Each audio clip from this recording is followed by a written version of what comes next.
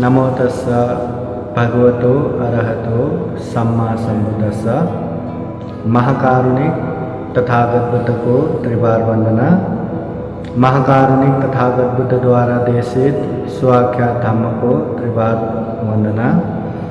महाकारुणिक तथागत बुद्ध के आर्य श्रावक सुप्रतिपन्न संघ को त्रिबार वंदना। विशेषतः बुद्धा's टीचिंग यूट्यूब चैनल 300 एपिसोड पूरा हो गया, बहुत गर्व की बात है। बुद्धा's टीचिंग ये यूट्यूब चैनल के संदर्भ में जो धम्म यात्रा करते करते आज हम आए हैं त्रिरश्मि बुद्ध स्मारक नासिक, और यहाँ निवासी पूजनीय भिक्षु उनाग धम्मो महाथेरो हमारे पास बैठे हैं। पंत जी खूब ध्यान करते हैं, साधना करते हैं, ध्यान की बातें बताते हैं।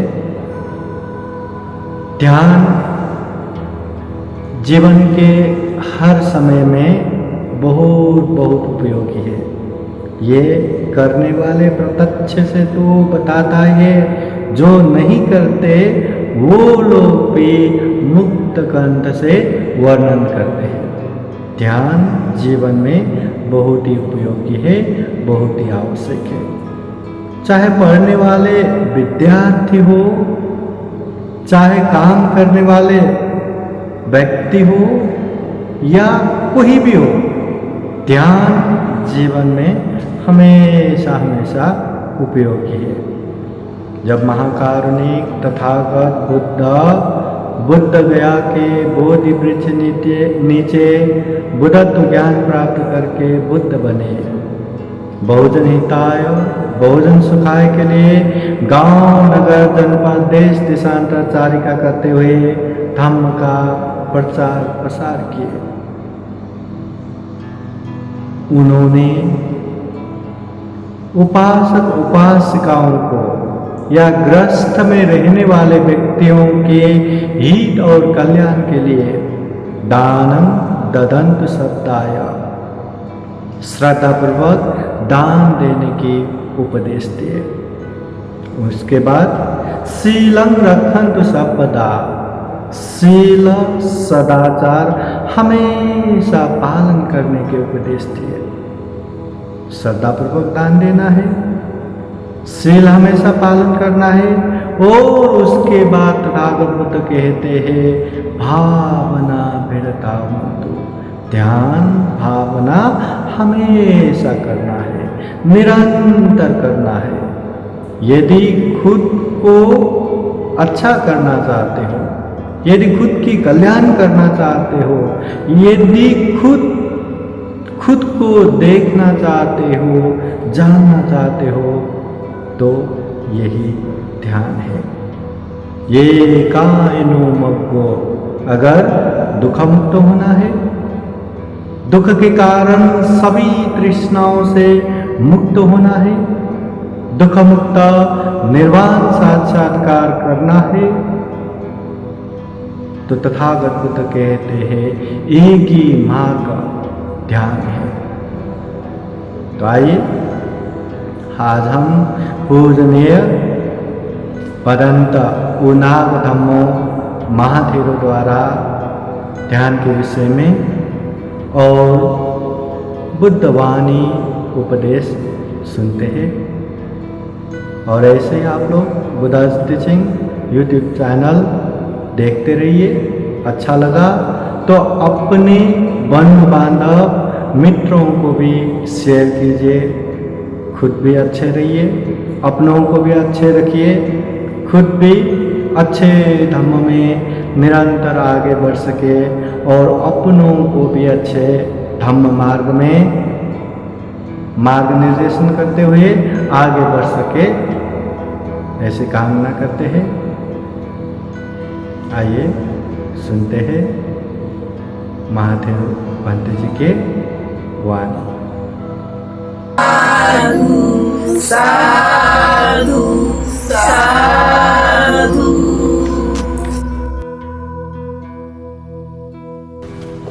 नमो तस्स भगवतो अरहतो सम्मा सम्बुद्धस्स। उन अरहत भगवान सम्यक संबुद्ध को प्रणाम करते हुए मैं आज के 2 शब्द कहने जा रहा हूँ। यहं मति धनं मति यहेति यति बालो सहायति अत्ताहि यथनो नथि पुतो पुता पुतो धनं। यहाँ कोई किसी का पुत्र नहीं हो सकता, यहाँ कोई किसी का धन नहीं हो सकता, कोई किसी का पिता नहीं हो सकता, कोई किसी का पति नहीं हो सकता, कोई किसी के उपकार भी नहीं कर सकता। सारा संसार धन के पीछे दौड़ रहा है, सारा संसार मैं मेरे के पीछे दौड़ रहा है। कोई कहता है मेरी बीवी है, मेरा बच्चा है, मेरा धन है, मेरी दौलत है, लेकिन मैं देखता हूं भगवान के वाणी में से देखता हूं, भगवान के रहस्य को जानते हुए देखता हूं और समझता भी हूं। 16 साल की उम्र से जब घर छोड़ के भिक्षु बना तो अभी तक मैं समझ रहा हूं, देख रहा हूं। तो यहाँ कोई किसी के धन नहीं है, यहाँ कोई किसी के पिता नहीं है, कोई किसी की बीवी नहीं है, कोई किसी का बच्चा नहीं है, यहाँ कोई किसी का नहीं है। सब स्वार्थ के साथी है। अरे मेरा बच्चा रे, मेरी बीवी रे, मेरा धन रे, मेरी दौलत रे, मेरी स्टेट रे, मेरी कामना, ये सारी मनोकामना अधोगति की ओर ले जानी, अधोगति की ओर लेके जाने वाली, सदगति की ओर नहीं। और यदि तुम्हें धनवानी बनना चाहते हो, यदि तुम बीवी का पति बनना चाहते हो, बच्चे का बाप बनना चाहते हो, या किसी माता पिता का पुत्र बनना चाहते हो, तो आप लोगों को सबको अच्छी साधना करनी होगी, अच्छा ध्यान करना होगा, अच्छा जीवन जीना होगा। साधना है तो सब कुछ है, ध्यान है तो सब है, ध्यान नहीं तो कुछ भी नहीं। ध्यान है तो जीवन है, ध्यान है तो सब कुछ है। तो ध्यान ही आदमी का धन है, जो हर समय अपने साथ चलता है। हम जहां भी जाएंगे हमारे साथ चलेगा, ये ध्यान का धन। ये शील का धन, हम जहां भी जाएंगे हमारे साथ चलेगा, ये शील का धन। तो शीलवान व्यक्ति अच्छा पति बन सकता है बीवी का, शीलवान व्यक्ति पुत्र का अच्छा बाप बन सकता है जिसके पास शील है। शीलवान व्यक्ति अच्छे बाप का बच्चा बन सकता है जिसके पास शील है। और शीलवान व्यक्ति ही संसार में सारा सुख बांट सकता है, क्योंकि शील का धन है। सबसे बड़ा धन संसार में शील का धन। और हम जहां भी जाएंगे तो हमारा शील हमारे साथ चलेगा। तो शील ही रक्षिता रक्षिता। हम जहां भी जाएंगे तो शील साथ में लेके जाएंगे, तो हम शील की रक्षा करेंगे तो शील हमारी रक्षा करेगा। शील है तो सब है, शील नहीं तो कुछ भी नहीं। मनुष्य का जीवन मिला, लेकिन मनुष्य का जीवन मिलने के बाद भी अगर हमने शील का पालन नहीं किया तो अधोगति ही अधोगति, अधोगति ही अधोगति, सदगति बिल्कुल नहीं। सत्य तक बिल्कुल पहुंचे नहीं, शील का अनुसंधान करे नहीं, शील बोलते रहे, लोगों को समझाते रहे, अरे ये पंचशील है, ये त्रिशरण है, लेकिन कौन 3 रत्न के ऊपर आरूढ़ है? कौन 3 रत्न को रूढ़ा हुआ है? तो 3 रत्न को रूढ़ना, 3 रत्न के ऊपर आरूढ़ होना, कि हमारे अंदर 4था रत्न है नहीं। ऐसे महत्वपूर्ण 3 रत्न, ऐसे महत्वपूर्ण 3 रत्नों को समझना और पूरी तरह छोड़ देना अपने आप को। अभी आपके अकुशल कर्म उसी समय खत्म हो गए, उसी समय समाप्त हो गए आपके अकुशल कर्म। 3 रत्नों को अपने आप को छोड़ दिए हो तो शील अपने आप पालना चालू हो जाएगा। शील बोलने के लिए नहीं है, हम तो सारे बाबा साहब ने दीक्षा दी है, तब से हम मरने के बाद शील, शादी में शील, नामकरण में शील, हैप्पी बर्थडे शील। कौन सी शील मैं समझू? कायिक शील समझो या वाचिक शील या मानसिक शील? कौन से शील? अरे शील बोलने से नहीं होता, तो शील उतारना होता है, अपने अंदर उतारना होता है, अपने जीवन में उतारना होता है। तो शीले पटटियो नरसंपयो चित्तपयंच भावयं आतापि विनखो भिक्षुसो इमंग विजते जटम। भगवान ने समझाया है, इसके ऊपर पूरा विश्व दिमाग बन चुका है। तो भगवान ने समझाया है कि शील पटटियो नरसंपयो। अरे ऐसा नर, ऐसी नारी कि जो 5 शील का जीवन जीती है, 5 शील को अपने जीवन में उतारती है, 5 शील को अपने साथ लगा के चलती है। चलते समय भी होश है, उठते समय भी होश है, बैठते समय भी होश है, खाते पीते समय भी होश है। मैं किसी बात कर रहा हूँ, इसका भी होश है, तो मन से प्रेम निकलेगा, वाणी से प्रेम निकलेगा, द्वेष निकलेगा नहीं। जब भी कोई गाली की बात आई, हमारे कर्णा ने सुन लिया कि तुझे गाली दे रहा है, लेकिन साथ में तो शील है, तो खुशी आएगी, मन में द्वेष नहीं आएगा, खुशी बरसेगी। अरे देख, मैं तो शील पालन कर रहा हूं, ये मुझे गाली नहीं दे रही है। तो अंदर से प्रीति का आनंद होगा, अंदर से प्रीति जगेगी, प्रमोद जगेगा। और जो मनुष्य का जीवन मिला है, ये जीवन सफल होने के लिए आपको सहायता मिलेगी। तो शील परिपक्व है, शील पुष्ट है, तो समाधि अपने आप हो जाएगी, ध्यान अपने आप हो जाएगा। नहीं तो ध्यान बगुला भी करता है। मैं देखता हूं नदी के अंदर एक बगुला होता है, बगुला होता है, पानी में उतरता है और कोई मंत्र जप करता है, जिसका भी मंत्र जप करता हो, तो उसके आवाज में मछलियां मुग्ध हो जाती और उस पर करीब जाती, एक आंख खोलता है और एक आंख से देखता है और मछली नजीक आई के तब उठाता है। ये बगुले के धंधे, ऐसे बगुले के जैसे काम मत किया करो। अपने आप को झोंक के देखो, अपने आप को उतार के देखो, अपने अंदर ढाक के देखो, तो तुम्हारा सत्य, तुम्हारा शील तुम्हें बताएगा कि तुम कब तक सत हो, कितने सत हो और कितने सतियारे हो। तो क्यों सतियारा ना बने? सतियारा बनने के लिए हमें शील के साथ चलना होगा, समाधि का अभ्यास करना होगा। अब प्रज्ञा की कोई चिंता नहीं, प्रज्ञा अपने आप प्राप्त होगी। यदा पय्या यपस्सति, प्रज्ञा अपने आप अंदर उतरेगी। तो निबंधति दुखे, सारे दुख का निर्जीरा हो जाएगा। यस धम्मो सनातनो, यही हमारा धम्म है। हमारा धम्म ना हिंदू, ना बुद्ध, ना क्रिश्चियन, ना ईसाई, सनातनो। अभी भागवत गीता में बोलते हैं लोग ऐसा धम्मो सनातनो, लेकिन मैं धम्मपद में देखता हूं तो ऐसा लगता है कि इन्होंने तो धम्मपद से चोरी लिया, धम्मपद से उठा ही लिया और भागवत गीता में मार दिए। तो भगवान की मंगलमय वाणी में भगवान समझाते हैं कि यह धम्मो सनातन, ऐसा सनातन धर्म, ना राग, ना द्वेष, ना क्रोध, ना मोह, ना भय, ना ईर्ष्या, ना वासना, न लोलुपता, न मान सम्मान, सब अपने आप मिल जाते हैं कि जब हम धम्म के साथ चलते हैं, शील का आचरण करते हैं, सदाचारी बन जाते हैं, सदाचार का जीवन जी लेते हैं।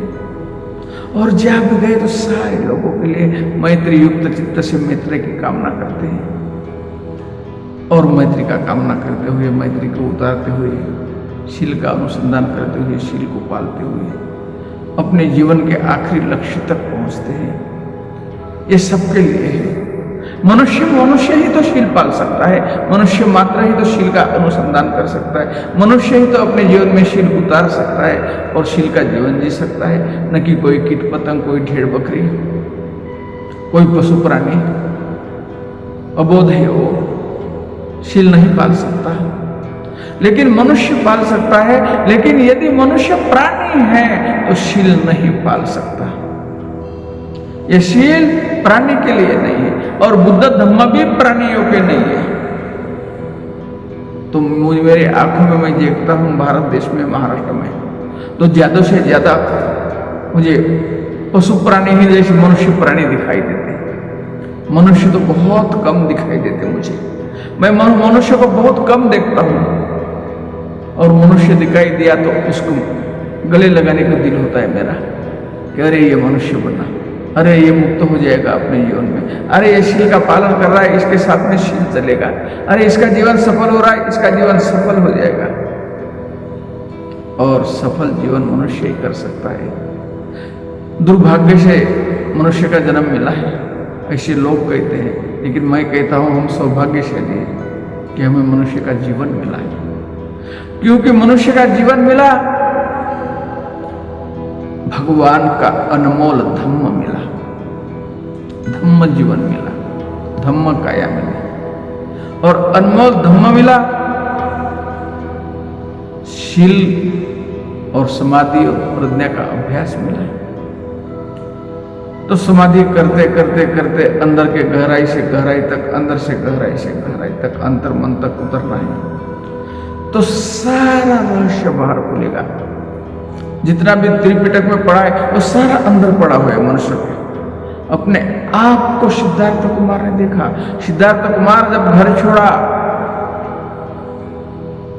अनेक प्रकार की साधनाएं करके देखा, अनेक प्रकार की साधनाएं करते करते करते, ध्यान करते करते अनेक ध्यान तक पहुंचे। 6 ध्यान पूरे हुए, 7 ध्यान पूरे हुए, निर्वाण नहीं, अभी तक बुद्धत्व प्राप्त नहीं। तो सोचता है सिद्धार्थ कुमार कि मुझे निर्वाण को प्राप्त करना है, तो मैं क्या करूं? तब अंतर का मन जगा जाता है, जाग जाता है, अंतस जग जाता है। तो अंदर से आवाज आती है, तो छोटा था, बच्चा था, 7 साल की उम्र में जामुन पेड़ के नीचे बैठ के साधना किया, तो जामुन की छाया भी नहीं हिली। अरे यही तो मार्ग है। इसलिए मैं जामुन पेड़ को भी बोधि वृक्ष कहता हूँ। मैं जामुन पेड़ को बोधि वृक्ष इसलिए कहता हूँ कि जामुन पेड़ ने भगवान को एक नया मार्ग दिखाया था, जामुन के पेड़ ने। और जामुन के पेड़ की याद आई, और जब सिद्धार्थ कुमार इतना तपस्वी, महातपस्वी, महारहस्य और इतना रहस्यमय आदमी जब अपने आप को देखता है, अरे मैंने तो सती का काम किया था, आनापान सती का काम किया था, सांस का काम किया था। एकाग्र चित्त से तपा हुआ व्यक्ति जब बैठता है रीढ़ सिद्धि करते हुए और देखता है सांस को, आतापि संपजानो सतीमा, प्रत्यक्ष सांस को, आतापि हर समय आने वाला सांस, जाने वाला सांस, तो सांस को देखते देखते देखते देखते एक एक घूंघट के पट खुल जाते हैं, एक एक जीवन का रहस्य खुल जाता है। तो पहली निर्वाण की डुबकी लगती, दूसरी डुबकी लगती, तीसरी डुबकी लगती, और भगवान अरहत सम्यक संबुद्ध बन जाते। तो सब भी व्यक्ति, सभी बुद्ध उपासक उपासिकाएं सम्यक संबुद्ध तो नहीं बन सकते, मगर अरहत जरूर बन सकते, श्रोतापन्न बन सकते, सुकृतागामी बन सकते, अनागामी बन सकते, अरहत बन सकते। इसलिए शील का पालन करना होगा, समाधि का अभ्यास करना होगा। इसमें ही सबका हित समाया हुआ है, इसमें ही सबका सुख समाया हुआ है, इसमें ही सबका कल्याण समाया हुआ है, इसमें ही सबका जीवन समाया हुआ है। तो आज से शील का पालन करो और समाधि का अभ्यास करो, तो निर्वाण आपके पैर चूमते हुए आपके घर तक दौड़ेगा। यही आज के 2 शब्द मेरे सुने, आपके अंतस यात्रा में धम्म जगे, आपके सारे जीवन में धम्म काया बने, धम्म जीवन जिए और शील का पालन करें। यही मेरी कामनाओं को मैं आपके पास पहुंचाते हुए मेरे 2 शब्द को बंद कर रहा हूँ। साधु साधु साधु। बुद्धं नमामि, बुद्ध को नमन करता हूँ। धम्मं नमामि, धम्म को नमन करता हूँ। संघं नमामि। संघ को नमन करता हूँ।